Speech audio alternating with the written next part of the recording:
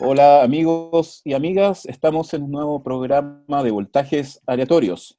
En esta oportunidad nos acompaña Bárbara Molina y Matías Serrano, que conforman la colectiva 22 Bits, de la cual vamos a conocer ahora. Y para comenzar, chicos, un poco que nos comenten justamente de qué se trata Colectiva 22 Bits. ¿De qué se trata? Ujú. Eh, bueno, es un proyecto que empezó hace harto tiempo ya, bueno, no tanto, pero hace un par de años, 2015. desde el 2015, y ha variado harto, o sea, no es un proyecto que como que se haya conformado como algo estático, con una sola intención, sino que ha sido como un espacio, o sea, se ha conformado para nosotros como un espacio de experimentación sobre todo, de crecimiento artístico, de crecimiento personal, crecimiento también político, teórico. Entonces, como que la idea del colectivo, que en realidad somos nosotros dos, no hay más gente en el colectivo, pero esta idea de colectividad eh, se ha ido construyendo más como un espacio. Entonces ahí hemos hecho de todo en realidad, o sea, conciertos, instalaciones, performance, ¿qué más hemos hecho? Hemos construido máquinas, Máquinas. entonces sí, ha habido como, no sé, hemos hecho grabaciones de campo, más como paisaje, Tenemos el sello. creamos un sello también, tuvimos un espacio también de trabajo y donde hacíamos talleres, que era Casa Oram. Entonces, la idea del colectivo en realidad ha sido como una excusa donde podemos ir trabajando nosotros y también invitando a otros a trabajar. Eso ha sido siempre también una constante eh, dentro de como lo que entendemos como el colectivo. Ujú. Oye, y en ese lugar yo tenía ganas de saber qué fue lo que provocó esas ganas de generar o hacer el colectivo. Si pueden comentar un poco ese momento previo, esa búsqueda previa. Yo sé que Martín estudia o estudia sonido, ¿no es cierto? Tú vienes del Matías, lado, Matías, perdón. suele Eh, pasar con eso. Matías viene del lado del sonido, ¿no es cierto? Y tú vienes más del lado del diseño. Eh, Coméntenos un poquitito cómo fue ese proceso de llegar a crear el colectivo. Sí, fue un proceso bien especial. Igual partimos, o sea, nos conocimos el 2015 en un taller de Laito Aranda, que es una referente del arte medial en Chile, de las precursoras. Y ella hizo un taller en el Santiago Makerspace de electrónica aplicada al arte. Y ambos llegamos a ese taller como medio sin saber a quién nos íbamos a enfrentar. Yo personalmente fui porque estaba como en una crisis personal muy fuerte y necesitaba como encontrar algo nuevo eh, que explorar. Y parece que Bárbara también, por lo que Por lo que conversamos sé. después. Entonces, nada, nos conocimos en ese taller, nos pusimos a conversar y cachamos que veníamos de estas áreas que son un poco artístico-funcionales, ¿cachai? Como sonido y diseño, lo visual y lo sonoro son como carreras que usan el lenguaje artístico, pero de una manera muy Fines pragmática comerciales y también. funcional, claro. Y a ambos nos estaba produciendo un poco de desencanto eso. Entonces íbamos saliendo de la carrera y empezamos como a conversar harto en torno a eso, po, a la posibilidad de escaparnos un poco de nuestras propias disciplinas y a crear cosas nuevas. Justo estaba sucediendo la Bienal de Artes Mediales ese año, entonces fuimos y conversamos harto de la obra. También teníamos un par de juntas ñoñas que nos juntábamos a programar en Processing o en Max, así como jugando. Y ya ahí tuvimos la oportunidad de entrar a la beca al Santiago Makerspace y ahí como que ya agarramos vuelo. Fue Buena, como buena. que se conjugaron harta. ¿Y ahí cómo Se se alinearon hartas. conforma el colectivo finalmente? Con esa beca. Sí, sí, porque ahí empezamos, o sea, ahí no había, no me acuerdo si, no, eso fue después en realidad. El, en la beca entramos a hacer un proyecto que se llamaba Tutupá, que era una máquina que percutía, o sea, que movía baquetas. Y o sea, al final el maker igual incentivaba un poco la idea de conformar, no sé, un emprendimiento. Entonces requería un nombre y requería ser una figura en el fondo. Yo creo que eso también motivó un poco el colocarnos un nombre, colocarle un nombre al proyecto y como medio que formalizar estas ganas como de querer hacer algo. Pero fue como bien poco premeditado en el fondo. O sea, no hubo un día en que nos dijimos, no, tenemos que juntar a hacer un colectivo, sino que fue como, pongámonos un nombre, nos gusta más que sea colectivo, más que nuestros nombres, como algo bien, fue bien como orgánico en ese sentido. Matías mencionó el tema de la desilusión dentro de lo que relató. Me gustaría, de verdad, si es posible, como indagar un poquitito más en cuáles son esas dimensiones de la desilusión. ¿Podrían hablar un poquito más de eso? Yo creo que aquí hay dos desilusiones.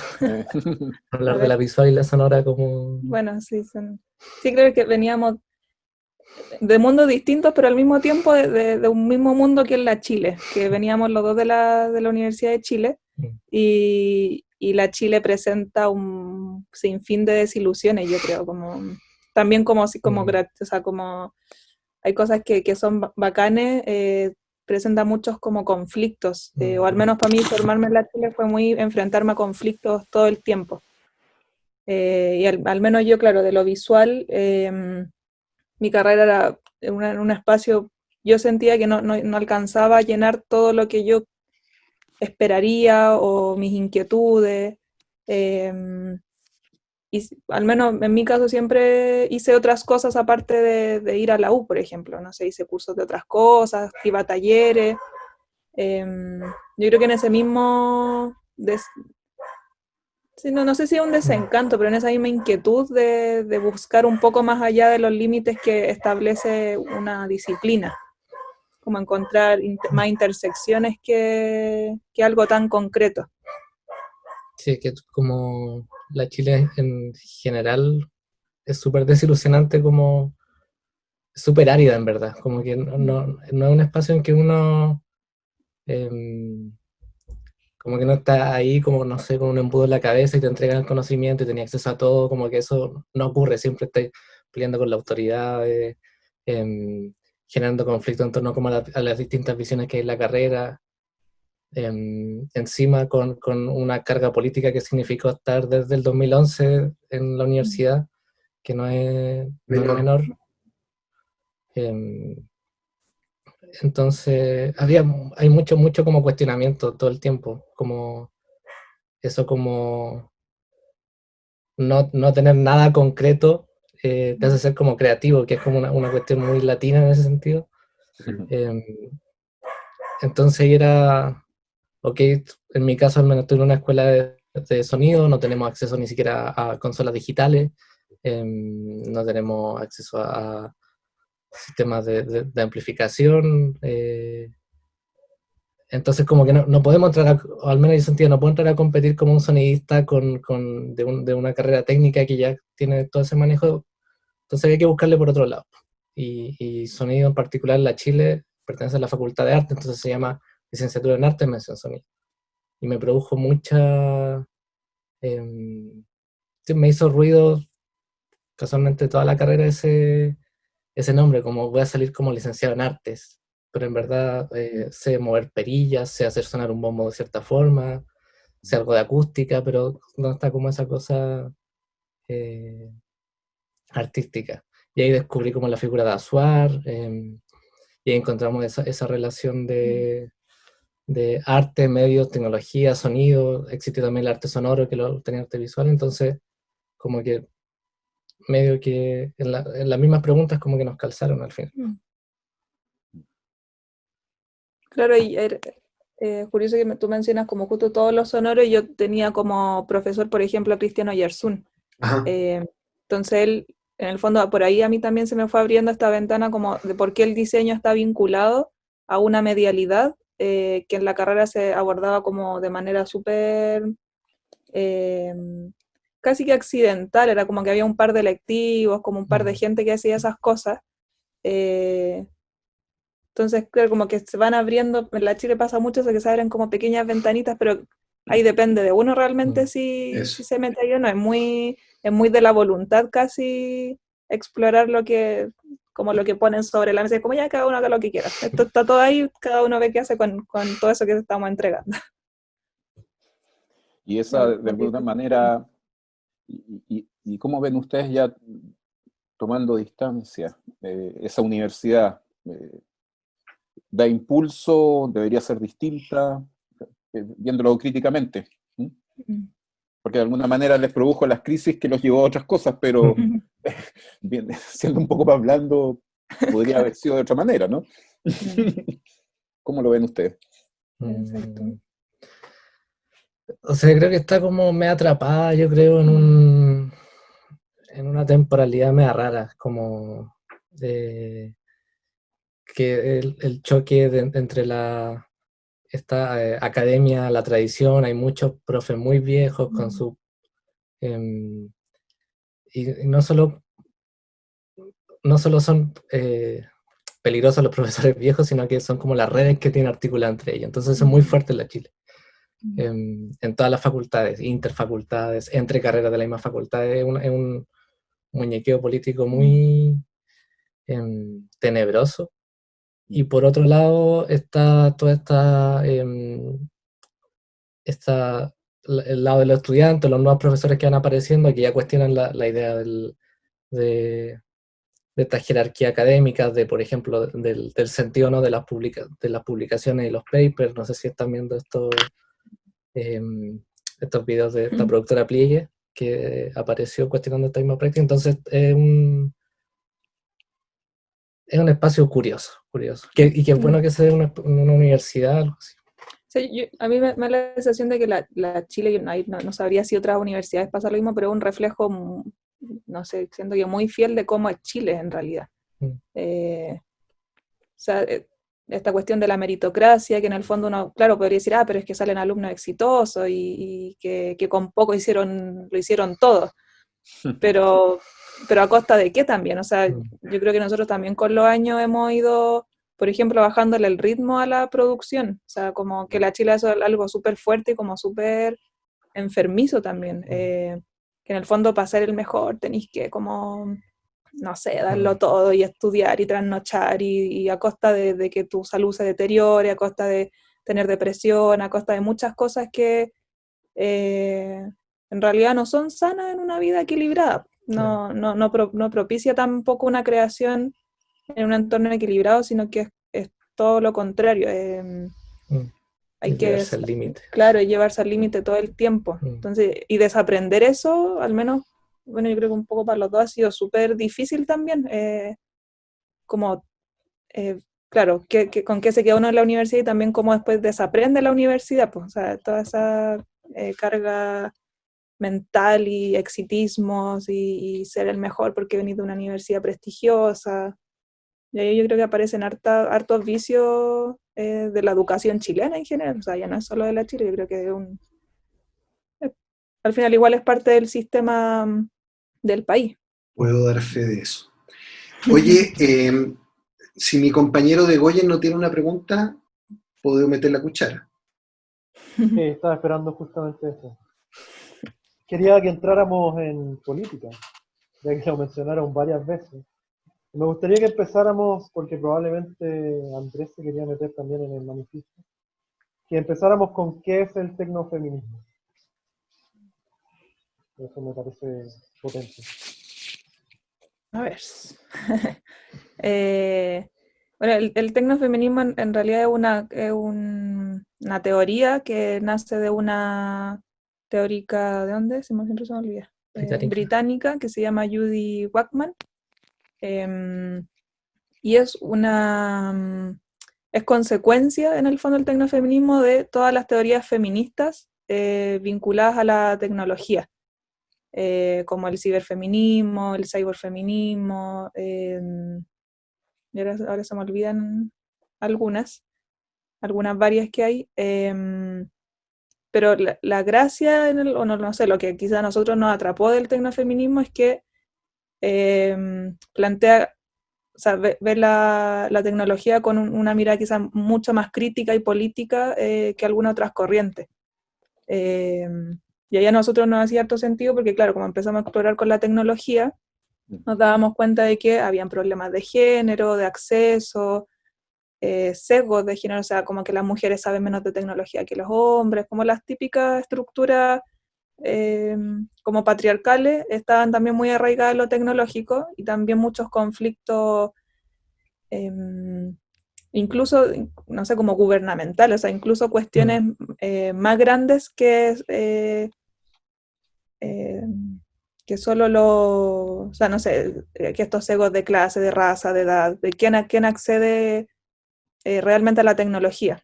No es solo una cuestión del mercado, por así decirlo, o como de cultural, sino que también son decisiones políticas y son decisiones que rigen en el fondo, yo diría que la vida de las personas. Entonces el tecnofeminismo entra como súper fuerte a cómo se crea tecnología, quién la piensa, quién la fabrica, cómo se distribuye. eh, Intenta como abordar harta arista que si bien hay 2 libros al respecto, tampoco es una teoría muy extensa, pero ha agarrado mucha fuerza, sobre todo en Latinoamérica y en México. En México yo creo que son donde más han acuñado el término del tecnofeminismo, colectivas feministas, no sé, hay festivales, hay hartas cosas bajo ese término. También, o no sé, un poco la lectura que hacemos nosotros, porque también en México son productores de tecnología. Están las maquilas, o sea, hay otra cultura muy distinta, por ejemplo, a la que hay en Chile. Nosotros somos consumidores de tecnología, que no es lo mismo. Y generadores de No está materia prima. Claro. Entonces ahí se generan otras dinámicas culturales también, y no sé, un poco medio asumimos que por eso en Chile suena medio nuevo como este término, por eso mismo, o sea, nosotros no somos pensadores de tecnología, somos más... Pero sí nos Vendemos, pasó picamos en el piedra y compramos cable. claro. No, pero sí nos pasó en el Maker, por ejemplo, que empezamos como a entender ese rol como de la persona que fabrica y el impacto o cómo esa persona cuando muestra lo que hace o la tecnología que creó, cómo se distribuye y a quién se la distribuye. Como que hay una decisión, a eso le ponen los nombres como, eh, nunca me lo aprendí, plan de negocio y cosas así, pero y en el Maker siempre había como mucho, estaba apareciendo una tecnología todo el tiempo. Entonces ahí cuando apareció lo de Tutupá y empezamos a cachar, empezamos a movernos en círculo de tecnología, ahí nos damos cuenta de que existía toda la teoría de Judith Feynman era súper evidente. Onda, en los primeros cafés con cable, de todas las personas que exponían, había una mujer aparte, de las personas que tocaban una o dos. Y también lo que siempre nos pasaba era que estábamos estando en un mesón con la Tutupai funcionando, y se nos acercaba gente, hombre, a preguntarnos, y siempre se dirigían a mí, como porque yo era hombre y a Bárbara no le preguntaban el nombre, la ignoraban. Entonces cuando empezamos como a ver eso, fue como, o sea, nos dimos cuenta que hay que cambiar el enfoque, que hacer máquinas para hombres funciona muy bien en el mercado, pero no es necesariamente lo que nos interesa a nosotros. Bueno, es como lógico que Bárbara estaba ahí como tu pareja y en el fondo te acompañaba para que no tuvieras tanto frío durante el café con cable. Disculpen Claro. la relación, pero a veces se piensa un poco así dentro de ese parámetro. Pancho, queríais decir algo, me parece que Sí, sí. yo quiero, sí, justo antes, para no soltar esa hebra, que no sé cómo frasearla, pero cómo se logra Acerca tu micrófono.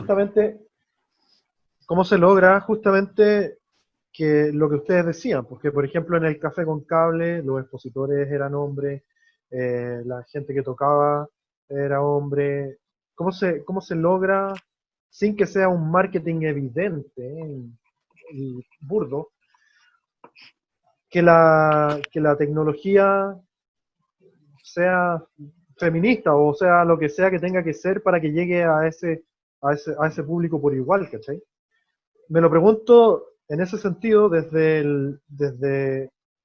el expositor, en ese entonces Ondes, en donde, claro, quizás nunca le tomé la lógica, o sea, nunca le tomé el peso, porque sentí que era, probablemente así era nomás. Pero si ustedes lo plantean de esa forma, quizás hay algo que yo también podría haber hecho para aumentar esa cantidad de mujeres o cualquier otro grupo para que se hubiera acercado. Porque no, digamos, desde mi punto no había un sesgo, ¿cachai? Pero Sí, no lo había porque, y quiero dejarlo claro, no lo había porque yo hacía lo que creía que había que hacer, ¿cachai? claro. Sí, claro, yo creo que la estructura es súper compleja, o sea, nosotros no hemos cuestionado harto eso, sobre todo cuando hacemos convocatorias, cuando invitamos a talleres, en el fondo, y nos hemos dado cuenta que, o sea, incluso sí, marqueteros, o sea, con ciertas estrategias o con cierto lenguaje, llegan más mujeres a nuestros talleres. Entonces, cuando uno en verdad se pone a analizar y a desentrabar la estructura, en realidad uno igual se va dando cuenta que en realidad el lenguaje de la tecnología está dirigido hacia lo masculino. Eh, este estándar en realidad es masculino. Entonces, si uno empieza a cambiar el lenguaje, empiezan a aparecer otros intereses también. O sea, por ejemplo, no sé, un caso con la marca, no sé, ¿te acuerdas de este video que vimos? Que era súper interesante cómo explicar una nueva máquina, que no me acuerdo qué marca era, un nuevo sintetizador. Bueno, no sé, pero en verdad uno va a cualquier página, cualquier sintetizador, y quien presenta la máquina son hombres, los nombres son súper complejos, súper crípticos, con lenguajes súper técnicos, y en general lo técnico siempre ha estado asociado a lo masculino. Y nosotros, yo creo que lo que más hemos intentado al momento de comunicar la tecnología es sacarle ese carácter técnico, porque culturalmente se entiende que lo técnico es algo que, vamos a decir, la mujer o la disidencia, en realidad cualquiera que no es un hombre blanco, no puede acceder. Tanto por plata, por conocimiento, por la complejidad que significa. Entonces son como muchas capas culturales que hacen que en realidad lo establecido en realidad es un lenguaje masculino. Entonces uno si no al no analizarlo, pareciera que es inocuo, pero en realidad eso yo creo que eso es lo más interesante de la teoría del tecnofeminismo, que en realidad deja ver que cómo está construido todo no es inocuo, no está exento de sesgo, no está exento de intencionalidad. Y claro, obviamente, por ejemplo, en Café con Cable yo imagino que no hay una intención detrás de generar ese sesgo, en particular de decir, no, en realidad nosotros queremos que lleguen puro hombre, pero en realidad como es el estándar, se construye por sí solo. Como no hay un cuestionamiento, no hay un análisis de ese estándar, no es distinto, no es diferente, no invita a otro que no sea lo que ya se invita, como es el...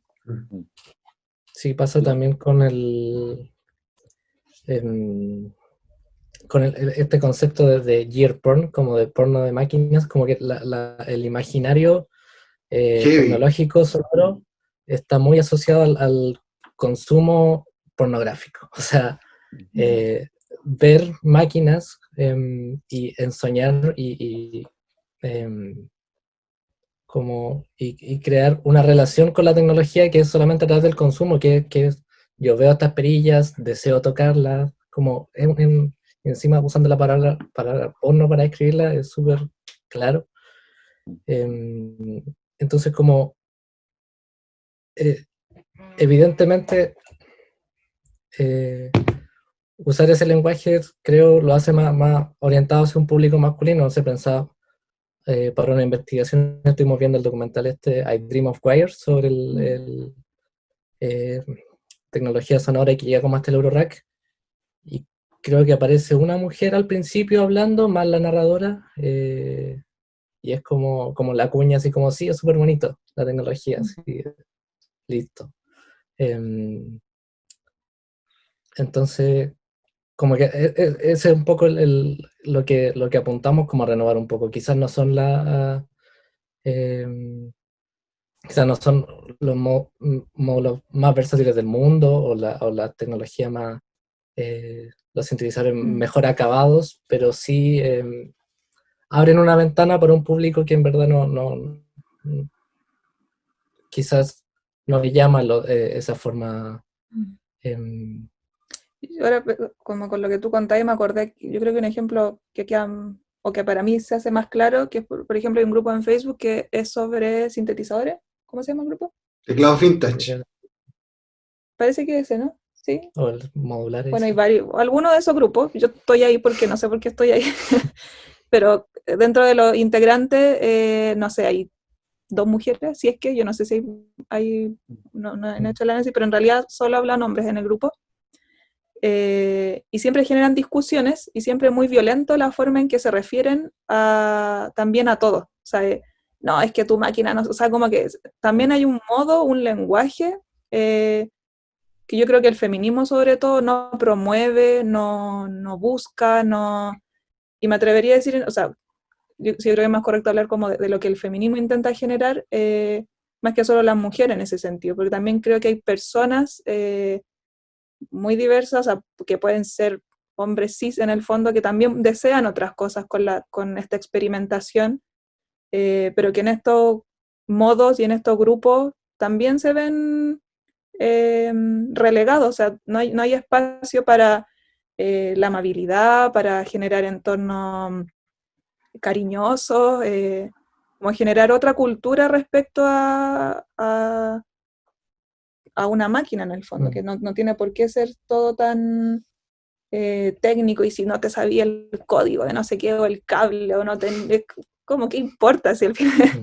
Entonces yo creo que eso sobre todo es lo que nosotros hemos intentado generar, que al hacer un taller, lo técnico sea quizás de lo menos relevante, sino que importa más la experiencia, la conversación, que sea un espacio seguro, que no haya violencia, que no intentar cambiar el ambiente también. De repente es más que lo que puede hacer la máquina o no, si al final la máquina puede que técnicamente sea lo mismo que se puede encontrar en cualquier parte. Pero yo creo que hay también algo de la forma que a nosotros como que todos estos conceptos nos han invitado a reflexionar.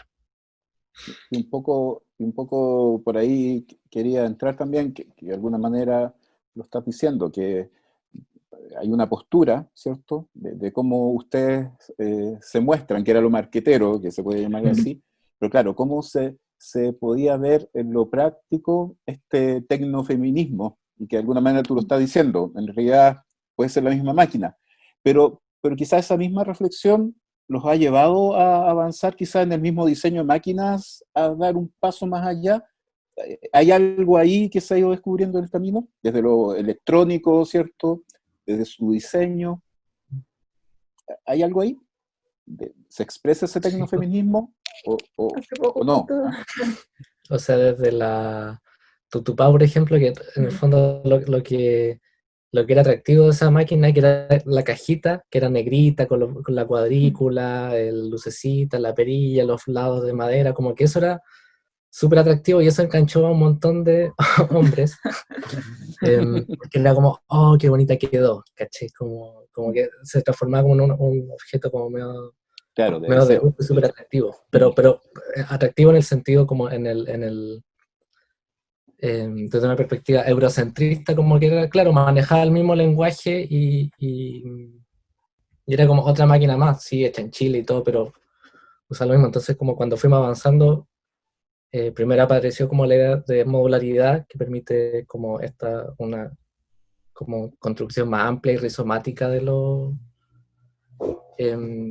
interconectar como los instrumentos, y ya en la última decidimos como renovarlo completamente y cambiar a apelar ya a un imaginario mucho más orgánico, quizá.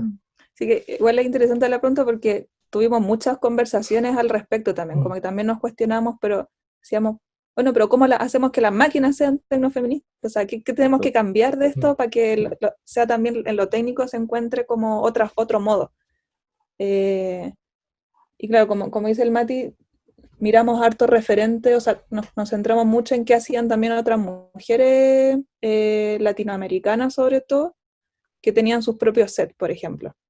Y ahí yo creo que siempre la mencionamos porque ha sido un gran referente en ese sentido, la Corazón de Robota, que ya vive en México al parecer, pero ella crea su set y mirando y analizando su modo y el de muchas otras, decíamos, bueno, pero siempre tocan en el suelo y con 100.000 máquinas, pero todas como bien hechizas, como que hay. Y en verdad nos decíamos, pero ¿por qué no tienen el mismo sistema, por ejemplo, que un músico? O que como lo más estándar, no sé, lo más. Como el Euroracket es vertical, Claro. ordenadito. No sé. Y también yo creo que algo súper relevante que ha salido en diseñar máquinas ha sido el costo. Los componentes, ¿de dónde vienen los componentes? Los importamos, los encontramos en San Diego. ¿Cuánto va a costar hacer un taller, por ejemplo, una máquina que fabriquemos? Y también cómo se ve esta máquina. ¿Queremos que se vea igual que el resto o queremos en realidad que refleje también en su imaginario otros pensamientos? O sea, no sé, últimamente lo que explorábamos eran como imágenes como de animales, pensábamos en también cómo diversificar el imaginario que viene acoplado a la máquina. ¿Tienen alguna máquina ahí para mostrar de lo que, para ¿Tenemos representar?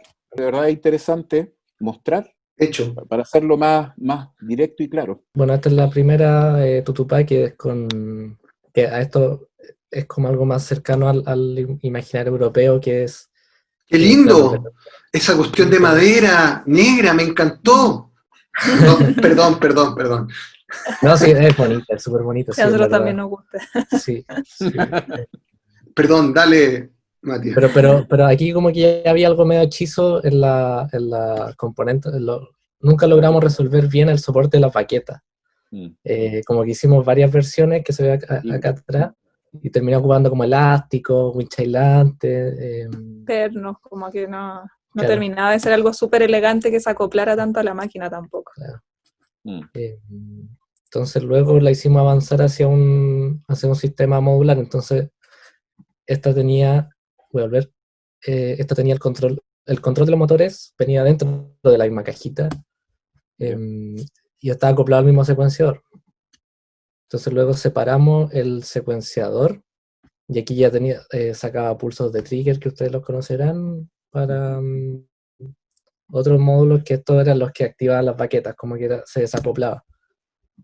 Pero este seguía teniendo el imaginario, la visualidad cercana al Eurorack, pero nunca lo metimos como en un cajón. Entonces, ¿por qué no lo logramos? Básicamente.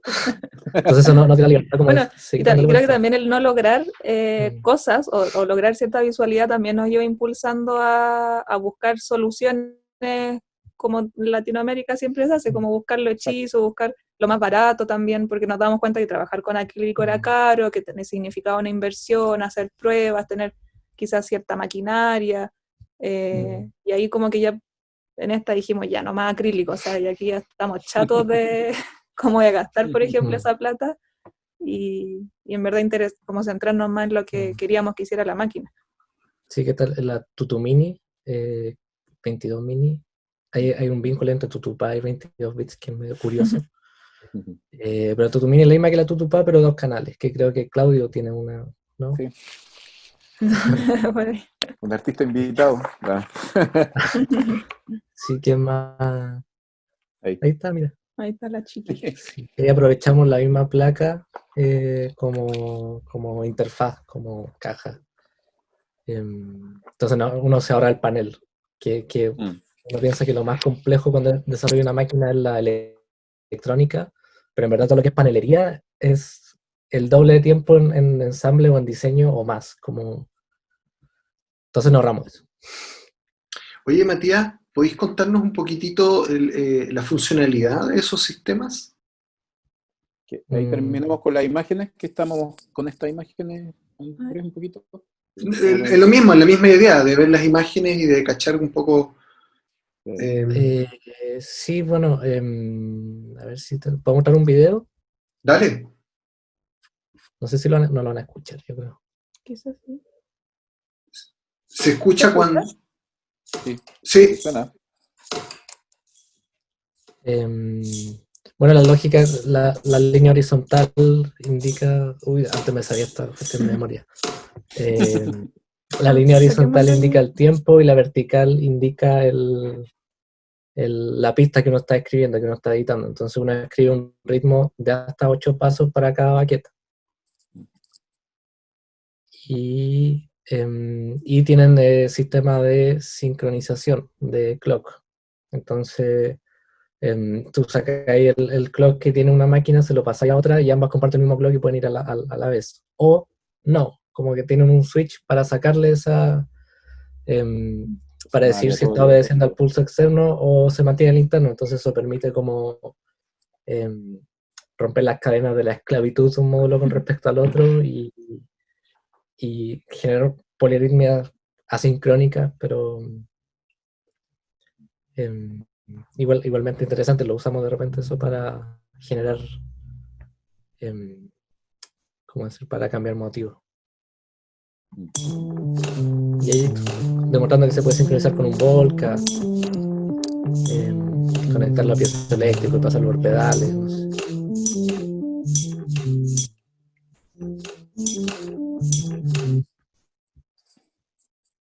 Bueno, aquí en la página está un poco la descripción del funcionamiento y también están los esquemáticos y el código por si quieren. Open source. La página es 22bits.org, ¿cierto? Como se puede ver en la pantalla. ¿Queréis contar un poquito de esto? Bueno, y esta es una de las últimas, que está en la híbrida. Y claro, aquí ya dijimos como en realidad la estética también puede mutar o también podemos jugar con esto y no tenemos por qué quedarnos en tanto como en lo europeo, en lo blanco, o en lo negro, como en lo pulcro. Y en realidad la híbrida fue una idea más como... En realidad todas estas máquinas han surgido en nuestras propias necesidades, o sea, lo que nosotros hemos querido hacer con ellas para poder tocar, pero también la hemos pensado siempre para poder enseñarla y que otros puedan experimentar con ella. Y la híbrida fue harto de eso, porque quisimos que como que tuviera cierta autonomía que permitiera un pequeño flujo de experimentación. Entonces ahí era importante jugar con un piezo para poder captar motores, o sea, con motores, sonido. También tener la salida de un motor y poder como conectarse a un secuenciador externo, que es la otra maquinita. Entonces también pensando en la modularidad y cómo incorporar elementos que para nosotros han sido útiles para poder tocar, como para poder generar sets que no sé, que nos den cierta libertad como de tener samples en el computador y también poder tocar cosas que estén físicas y buscar basura y tocarla y ver cómo suena. Como que hay también esa experimentación sonora como exterior, no tanto del sonido que da la máquina, sino como la máquina es un medio para explorar sonoramente, ha sido como relevante en pensar estas máquinas, porque en realidad ninguna tiene un sonido predefinido, no tienen sample, no generamos como máquinas con un sonido particular, sino que la idea es que cada uno explore ahí su propia sonoridad. Sí, esta híbrida porque tiene, en el fondo son dos máquinas en un preamplificador de micrófono piezoeléctrico de contacto, con un pequeño nivel de control de ganancia, y por el otro lado tiene un control de motor, como un driver, que mueve motores de DC, de 5 volts. Entonces puede mover solenoides o puede mover ventiladores, motores estos de juguetes que venden en las tiendas de electrónica, luces, y esas se pueden gatillar a través de trigger o con un botoncito que tiene la misma máquina. Y eso para la idea es que se incorpora dentro de un set, entonces uno puede golpear un objeto con un motor o un ventilador, al captar el sonido con el sonido del piezo procesarlo con un pedal después, y ahí ya uno tiene juego, diversión. Y esos diseños, ahí se puede ver un diseño también, ¿cierto? Dentro de lo orgánico que ustedes están hablando. Eso Claro. es como símbolo. Pero como que ahí la decisión del nombre, por ejemplo, como que queríamos generar algo, esta mano pulpo, como una hibridez y una extensión también, en el fondo, hablar de cómo esta máquina interactúa con otras cosas. Como que ahí el piezo, en el fondo, era nuestra extensión, nuestro tentáculo. Aural. Claro. Oye, recuérdenme, ¿ustedes estuvieron en la presentación en el Museo de la Solidaridad con este gringo? No, no es gringo, sí, que estuvimos juntos en eso, ¿no es cierto? Pues sí, estuvimos juntos. Es que ¿sabéis qué? Es que como que este diseño, no sé si lo hicieron después de eso o antes que eso, pero como que me recordó esa experiencia, como esa necesidad de juntar diversos formatos y modos, ¿cachai? Y que esto fuera como una interfaz que permitiera, que abriera canales, formas. Me acordé de eso. Igual, la visita de Brandon fue Brandon. como fue un puntapié como bien interesante también para nosotros, como, o sea, como fue como un input muy nutritivo de cuestionamiento como musical. Sí, fue bien interesante esa experiencia. Sí, sobre todo porque claro, como él junta conceptos sonoros, pero también políticos y sociales.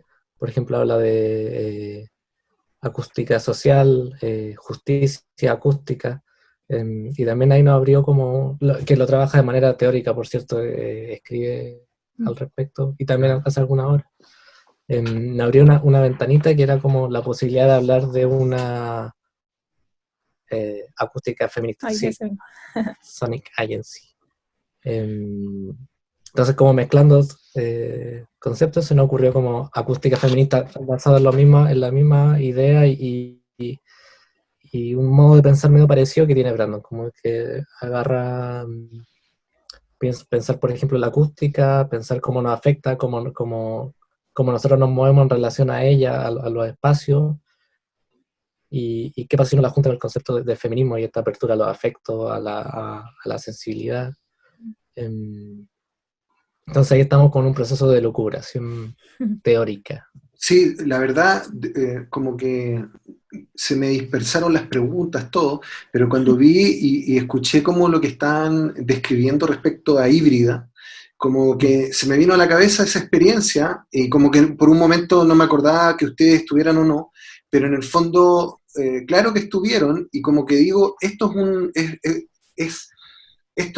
como que de alguna manera surgió también de esa experiencia, ¿cachai? ¿No? Y eso encuentro súper interesante porque efectivamente Brandon Lavelle en sus textos tiene esa apertura y esa vinculación inter y transdisciplinar, digamos, con lo sónico y su agencia, que evidentemente yo, sinceramente, sin conocer este trabajo en términos de haberlo probado, etcétera, me recordó esa experiencia. Ustedes tienen una decisión súper clara respecto a instalar un discurso crítico, ¿sí? Y ya hemos discutido un poco con el tecnofeminismo el asunto, pero hay otras dimensiones que yo creo que también vale la pena, con las cuales podríamos conversar un poquitito. Por ejemplo, voy a poner un ejemplo para que se entienda. Ningún ruido es inocente. Así parte, por lo menos en el orden que está colocado. Entiendo que es más rizomático, pero parte el manifiesto. ¿Podríamos conversar un poco respecto a ese manifiesto? ¿Cómo llegaron a él? ¿Cómo lo elaboraron? Ahí está, ¿no? Ningún ruido inocente, nada ni nadie se puede poseer, la historia está secuestrada, desconfía de la autoridad, hay que decirlo, hay que hacerlo, ¿cierto? O sea, de partida como lo que nos empujó a hacer esto fue como honestamente la experiencia que tuvimos en el Maker, en verdad. Que era un espacio ligado a la tecnología, a la experimentación, al desarrollo, que al momento de entrar nosotros lo veíamos como un espacio de mucha libertad y como medio que de juego y de exploración, de conocerse, como decir, como un espacio hacker, en verdad, de encontrar como falla, Puntos de intentar unión. adentrarse al mundo de la tecnología a través de cómo podemos tener acceso a él a través de internet, etc.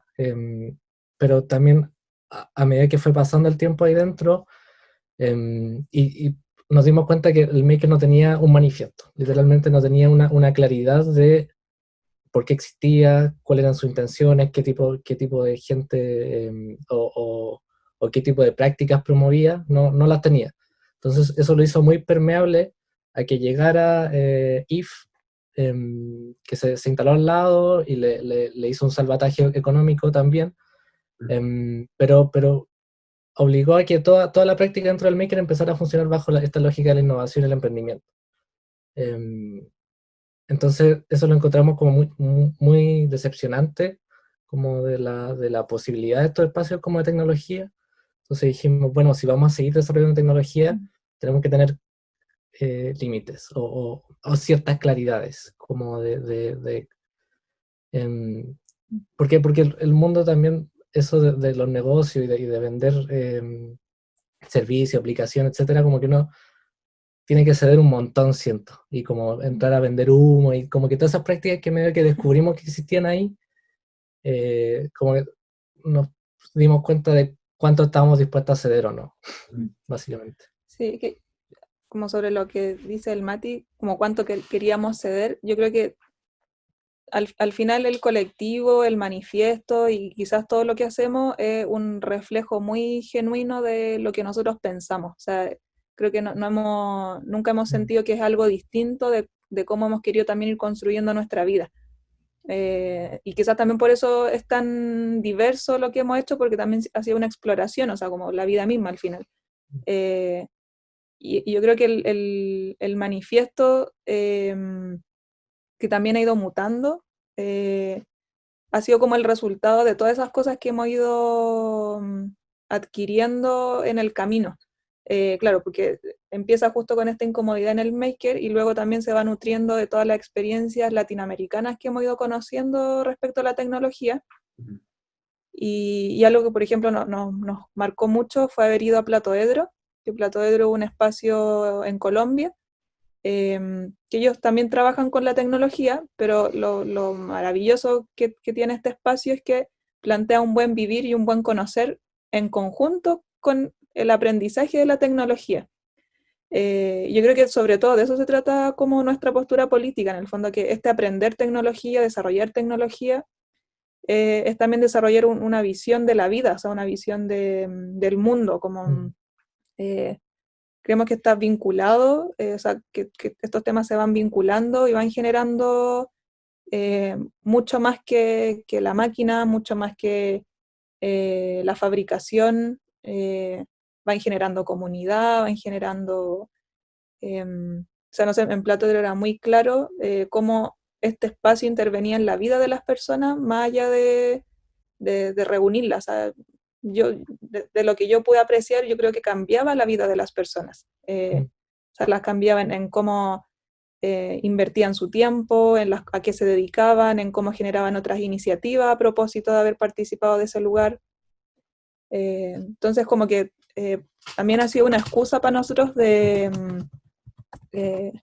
vincularnos, sobre todo. Yo creo que el colectivo siempre ha sido una excusa para generar vínculos con otras personas y con otras realidades, y también de ir creciendo. Es como que también ha sido una exploración de cuestionarnos a nosotros mismos constantemente y decir, bueno, las prácticas, mis comportamientos como persona, nuestros modos de relación, son o no los que queremos, son o no los que el sistema nos impone tener. Y es como que así se van extrapolando a todas las áreas de la vida al final. Bacán que... Y en esta, Dale, dale, Pancho. en esta misma lógica de la comunidad surge el sello o es desde otra lógica. Sí, sí, surge justo de ahí porque uno de los motores también del sello, incentivar la publicación femenina de la música experimental, también con un manifiesto, y claro, no solo la femenina, sino que la música también, que la experimentación sonora también tenga ciertos cuestionamientos, cierta deconstrucción asociada, no sé. Sí, como que vemos muchas, a los mundos a los que entramos cuando empezamos a trabajar, como que eran todos mundos como súper estáticos y rígidos, con límites muy estrictos, como el arte sonoro, el arte medial, la música experimental, o los géneros de la música, que ya son como todo un mundo cerrado en sí mismo. Y sentíamos que yendo como divagando como por todo ello, como que era muy nutritivo tener esa posibilidad. Sí, en verdad eso, como pensarse como un flujo que va como circulando a través de todo ello y va como comiendo un poco de todo lo que, de la misma práctica de todos estos sistemas. Y claro, de algo que nos dimos cuenta es que nuestra cultura latinoamericana está tiene como un dolor muy grande en relación a lo colonial. Y que lo vemos como en la misma tecnología que consumimos, en los modos de relacionarnos, en fin. Entonces, en este como sentirnos como un poco más de Latinoamérica, pensamos en crear un sello que justamente hablara de esos espacios intermedios de flujos no estáticos, como en el sello publicamos música o sonidos que en verdad es difícil decir como esto es house o esto es estrictamente, no es como que no hay nada estricto, como que porque son esos cruces los que permiten expandir mucho más los desarrollos creativos y sobre todo la idea de generar comunidad en torno a eso, en torno a esa exploración. Entonces, también es un espacio para artistas jóvenes que quizás no tienen un portafolio, no tienen no tienen dónde publicar, o les es muy difícil acceder a espacios. Quizás decir como sí, nosotros publicamos el archivo 22 y aquí está el disco y todo, como que puede ayudar como a creadores un poco más, o personas más tímidas, no sé, a como expandir su propio catálogo y portafolio para poder seguir creciendo como artista. Y generar otros vínculos también. Uh-huh. Estaba pensando como justamente en los formatos que ustedes han estado eligiendo a lo largo de este periplo desde 2015 en adelante, ¿no? El tema de los conciertos, las instalaciones, las presentaciones, las intervenciones, que podrían, por ejemplo, contar un poquitito, por ejemplo, este formato de la intervención. Estuve mirando unas intervenciones también en el movimiento feminista, hay distintos tipos de intervenciones. ¿Podemos hablar un poquitito de ese formato en particular que me pareció súper interesante? Ahí, por las ejemplo. intervenciones, no podemos dejar de mencionar que nuestras intervenciones están inspiradas en las acciones de la Bárbara González. Una referencia. Pero... Una referencia ahí. Y las intervenciones nacen como un modo de nombrar, de enumerar cosas, o sea, como acciones que nos nacen y que no necesariamente tienen un fin formato. o un formato muy estándar, muy como que ha sido una excusa para ir generando quizás como ritos internos, como por ejemplo, claro, estas intervenciones que mencionabas como en el movimiento feminista han sido para el 8 de marzo. Y ahí generamos un pequeño rito que era hacer intervenciones sonoras para esa fecha. Pero también como por una o sea, porque nos parece importante la fecha, y como una forma también de incorporar el colectivo como nuestras acciones al colectivo. Es que el colectivo como termina siendo este paraguas que reúne un poco todo, para nosotros es todo como que entra ahí también. Bárbara, perdona, es que me pasa en lo particular que se me abre mucho como el apetito de pensar un poco, no, es una mala analogía lo del apetito, pero como que de alguna manera se me mete en la cabeza la idea de esta necesidad como, yo entiendo que se mete todo y se mezcla todo en el colectivo, pero de vincular el cuerpo, las cuerpas, ¿se entiende? Con el mundo del sonido, por ejemplo, con el mundo de la reivindicación social, el estallido social, las cuerpas femeninas, las cuerpas masculinas, las cuerpas de la disidencia. En general, el rollo que estoy teniendo yo y que quiero compartir con ustedes a ver cómo resuena y cómo podemos pensar juntos, tiene que ver con el cuerpo en términos de su materialidad, de su carne, por decirlo de alguna manera, con todo este mundo del sonido, Matías, que de alguna manera, por ejemplo, Brandon Lavelle lo vincula con la idea del fantasma. Entonces, ¿cómo lo ven ustedes eso? ¿Hay alguna idea, algo que se pueda generar ahí? Ahí, como que cuando hablas de cuerpo al tiro, yo pienso, por ejemplo, en el trabajo que ha hecho la Ana María Estrada, Sí. como todos sus textos, su trabajo respecto como al sonido y al cuerpo, a la performance, o la performatividad. Y también ha sido curioso cómo para nosotros este crecimiento o esta exploración ha ido decantando en el cuerpo y en su importancia. Porque también para nosotros ha sido como parte del devenir, que partimos más en la máquina, que partimos más como detrás, queriendo que la máquina hiciera las cosas, a también empezar a poner nuestro cuerpo como medio. Lo último que hicimos en Tsunami, que fue el año pasado, que fue la última acción que realizamos en realidad luego, o sea, entre el estallido y la pandemia, implicó mucha esa cercanía con otros, con otras, y nuestra propia voz y el cuerpo como el que realizaba la performance en realidad.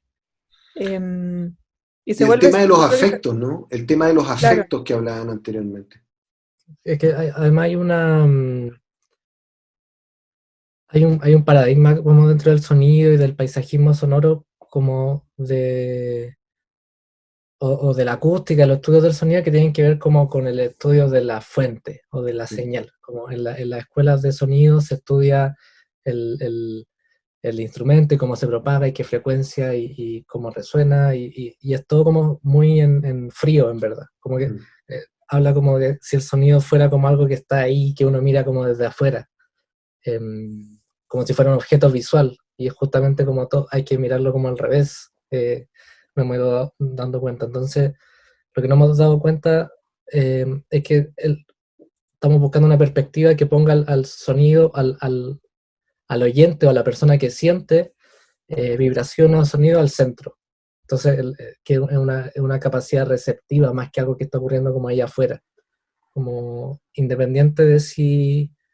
o sea, y esto se liga un poco con los rollos de Paulino Oliveiros, pero hay una cualidad como sonora material, pero también hay una cualidad afectiva de cómo yo me estoy viendo afectado por estos sonidos, como por qué decido poner la atención a ciertos sonidos en estos momentos y no a otro, por qué hay otro sonido que me está molestando. Entonces, como a eso apelamos como una acústica feminista, sino como a explorar esa noción de sentir a través y comunicarnos a través de lo sonoro.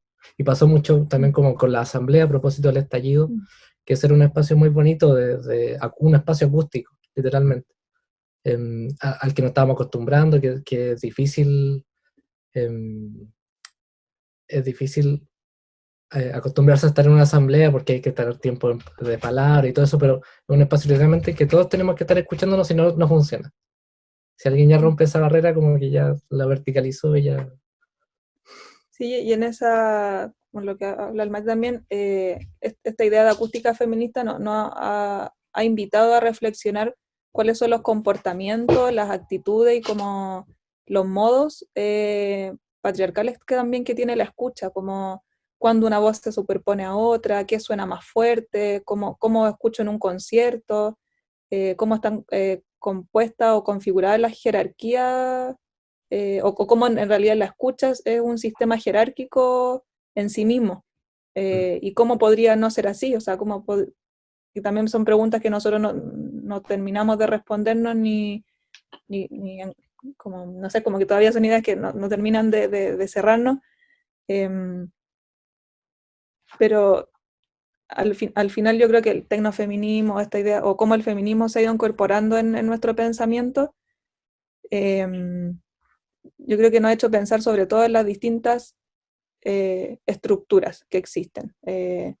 Porque tanto como la tecnología no es inocua y está configurada con ciertos modos, la escucha también está configurada de ciertos modos, la creación musical y por eso el sello, los modos de enseñar y por eso la Casa Oram, Los espacios artísticos claro, tradicionales. los espacios artísticos, un festival, cómo está configurado un festival, cuáles son los comportamientos que existen. Hay espacios, como decíamos, de afectos, por ejemplo, en un festival. Hay espacios para cuidar a un hijo, hay espacios para un hijo, hay espacios para, no sé, cocinar, como también como esta cuestión afectiva tiene también que ver con los cuidados, como... Es como un sistema, bueno, como el capitalismo y el patriarcado, que en realidad son sistemas, pues sabemos, como opresores, rígidos. Delimitados, rígidos, claro. Claro, muy delimitados. Entonces, para poder salir de estos espacios, para poder reflexionarlo, en realidad, claro que estas teorías nos han ayudado a abrir ciertos posibles caminos. Chiquillos, bienvenidos a Voltajes Aleatorios. En esta ocasión es un placer, ha sido un placer y va a seguir siendo un placer compartir y generar cosas en conjunto. Los llevo en parte de mi corazón también porque considero que hacen una pega increíble. Y más que la pega, es el tema de la comunidad y la forma en que están pensando también estos asuntos que nos apasionan aquí a todos. Y nada, un abrazo fraterno y espero que nos podamos encontrar lo más pronto posible. Muchas gracias por la invitación. Para nosotros también siempre es súper grato como compartir esto y debatirlo también, si al final tampoco creemos que nuestro camino es el camino, sino que el que a nosotros nos ha ido haciendo sentido. Así que siempre muy agradecidos de poder conversar. Bueno, muchas gracias. Y nos vemos prontamente. Chao, chao. Muy bien. Volveremos. Chao, muchas gracias. Chao. Y recuerden vernos en nuestro canal de YouTube, Voltajes Aleatorios.